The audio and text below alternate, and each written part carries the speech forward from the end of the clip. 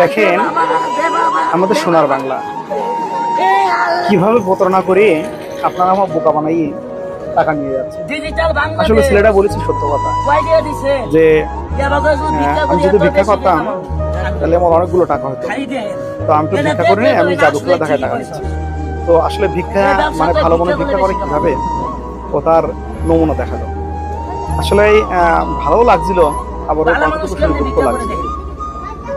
তো ও যে দৃশ্যটা দেখালো গামছা প্যাঁচাই যেভাবে ঠ্যাঙ্গাওয়ার ভিতরে লুকাই দেখালো, খুব অসাধারণ, খুবই অসাধারণ। ও ঠিকই বলেছে যদি আমি এভাবে ভিক্ষা করি অনেক টাকা হবে। আসলে তা না করে আমি আপনাদের কাছে চাই নিচ্ছি। আল্লাহ তবে লাখ লাখ শুক্রিয়া যে আল্লাহর হেফাজত করুক, ওর পুরো ফ্যামিলির হেফাজত করুক। কারণ ও খেলা দেখাই টাকা দিচ্ছে, ও তার প্রতারণা করে নিচ্ছে। তো আসলে সবাই দেখি মজা হচ্ছে, তার মধ্যে ভালো লাগছে, কারণ ওই দৃশ্যটা খুবই খুবই সুন্দর একটা দৃশ্য।